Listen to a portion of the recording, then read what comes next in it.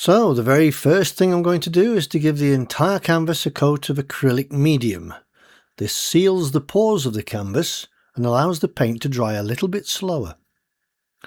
And while that medium is wet, I'm going to put in some acrylic yellow or cadmium yellow or even a cadmium orange into that, just to create a colour to paint on top of. This is called an imprimatura.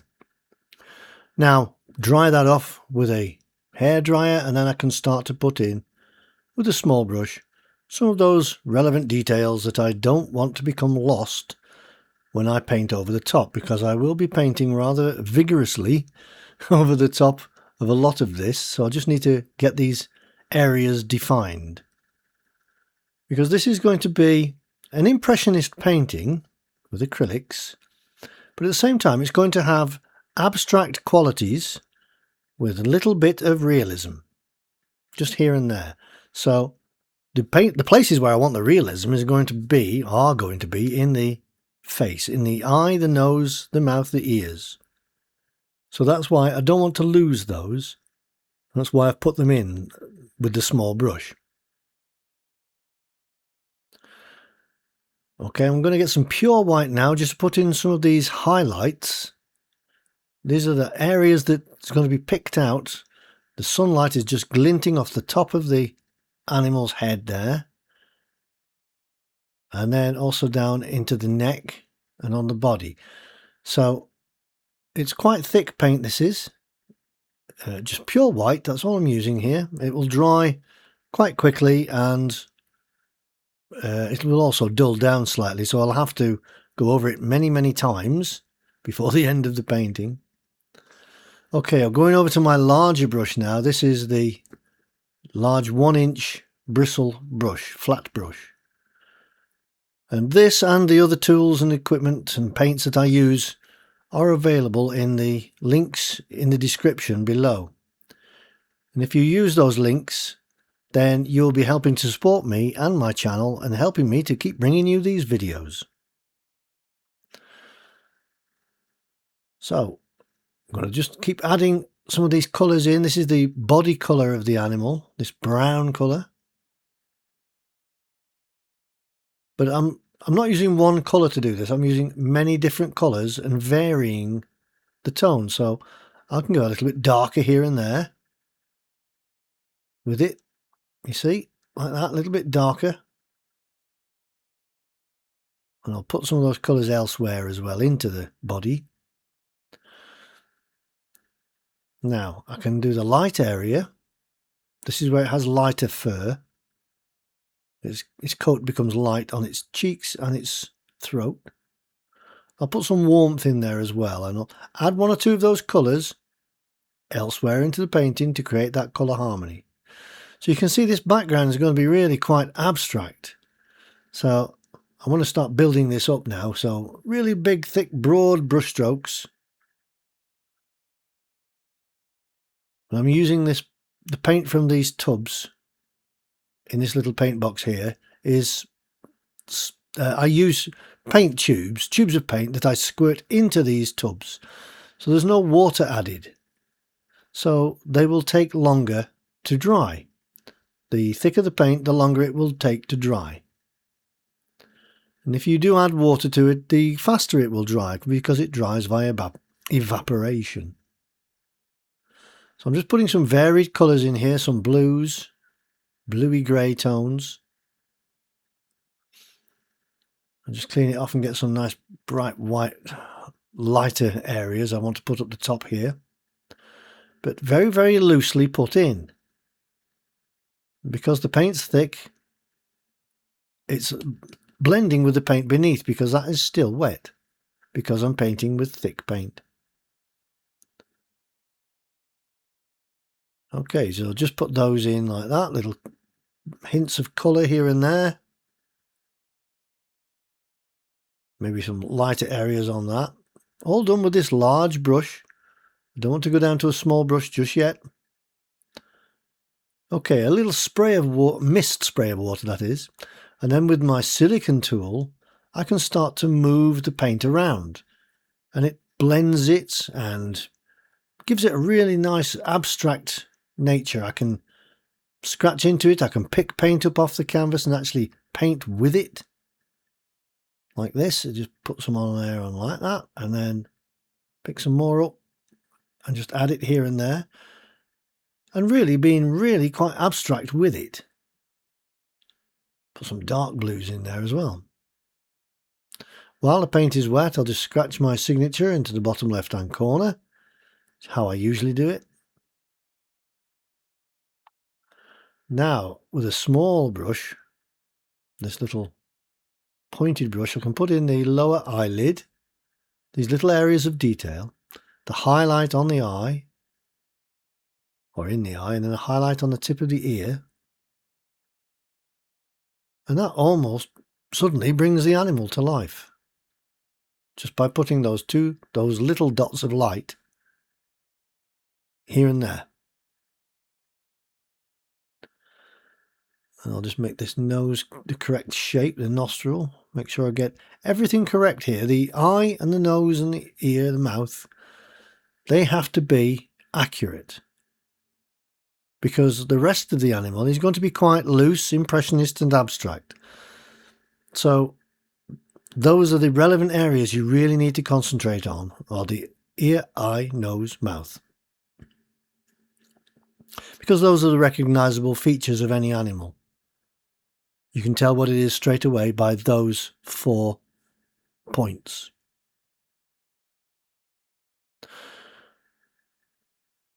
Okay, I'm putting some mid-tone now into the coat.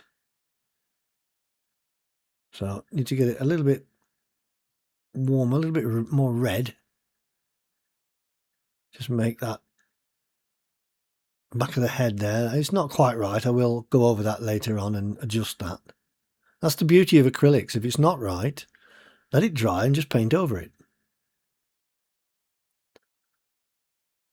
So it's a little flat, 1/4 inch flat nylon brush. This is, it's an old worn one that I'm just scumbling about, making the paint do what I want it to do, make it go darker in certain areas. And I can also use it to do some of these lighter areas as well. So a little bit of that yellow into that. Well, cadmium orange with the white will give me a lighter tone on the top of the head there. And I'll add 1 or 2 of those colours elsewhere as usual.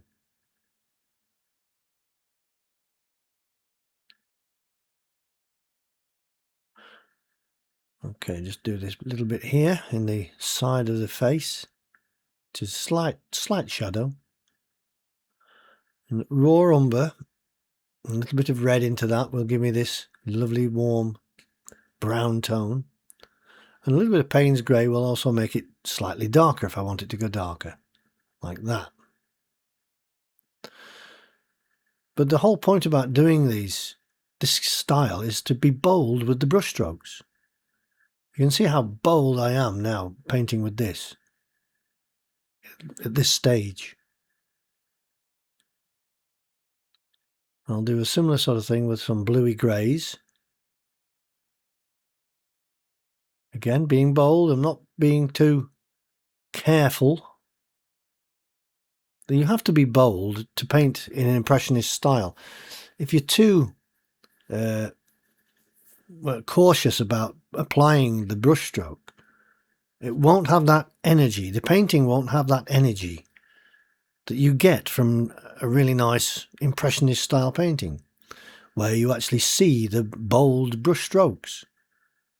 Because it is a painting after all, it's not a photograph, it's not hyper photorealistic. It's a painting, so make it look like a painting. Try not to be too detailed. It's very difficult, especially when you're starting off. It's very difficult to let go of detail and realism. But once you do, you'll wonder why you did it in the first place. Using the tool again now just to move some of that paint and apply it here and there, just to give the effect of some water there.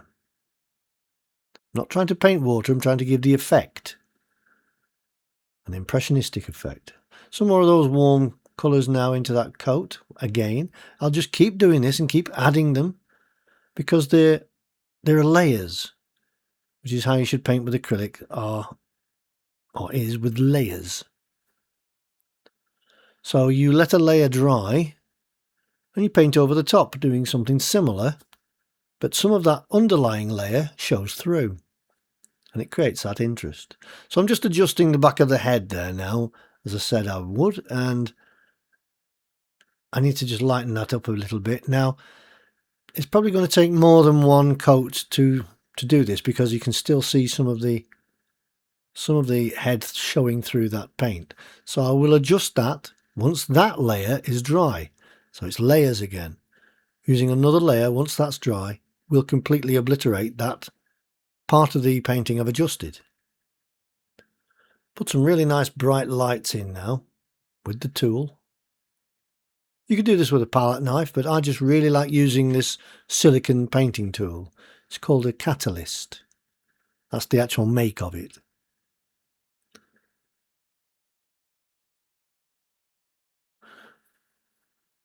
Okay, gone to that small nylon flat worn brush now, just to put in a few of these little details. Now, you see that area,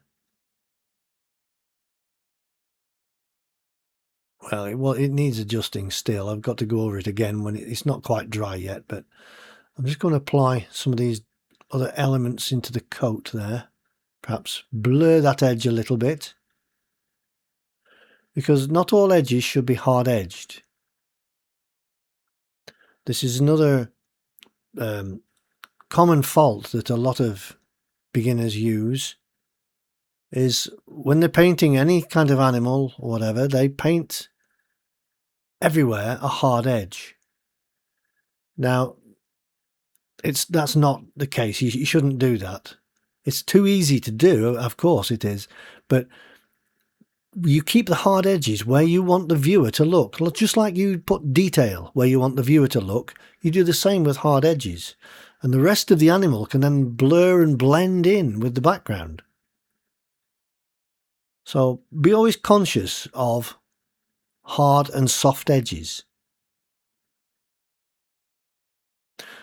And also, you should also think about contrasts. You can see how I've painted the face and the head. It's light against dark, dark against light, against that background. So it really stands out. And of course, the other way to do that, which you can also include at the same time, is warm against cool. Applying warm colours against cool colours and vice versa. And keep those two principles in your mind as you paint. And it's not always easy to do that, especially when you're just starting off. So don't worry too much about it at the initial stages, but as you progress and get further along with your painting, then you should consider that with every painting you do, with every brushstroke. But you have to be relatively quick, learn to paint quickly with acrylics.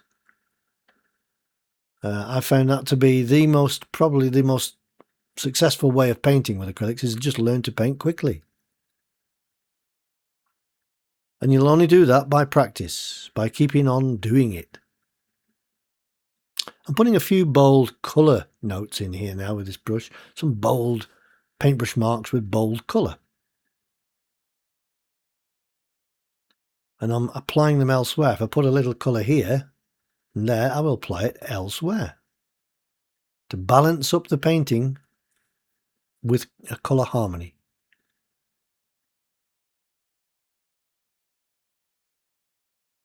Like that. Might add some red into that as well.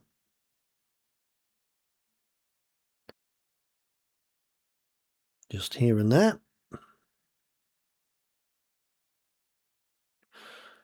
Like that. Put some lights back into that area there on the back of the head, the back of the neck. I can now put in that another layer. Once that has dried, I can put in one over the top, then you won't see that adjustment.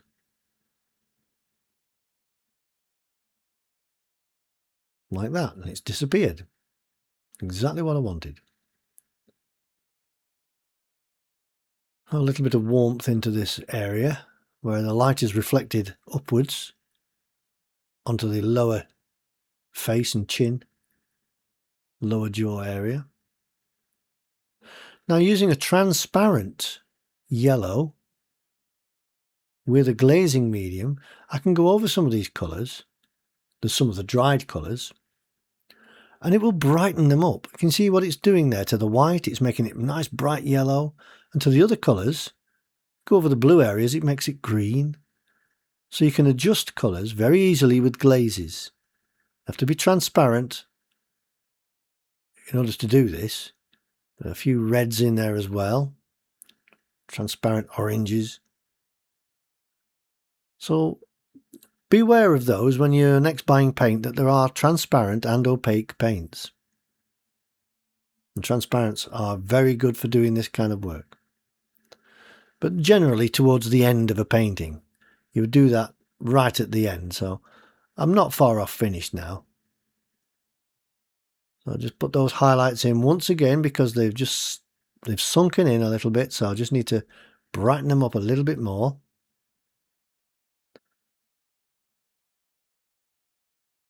Like that. It's quite thick paint, using it straight from the tube. I'll go over with those transparent colours again later on. So put that light back in the eye and on around the nose and on the tip of the ear.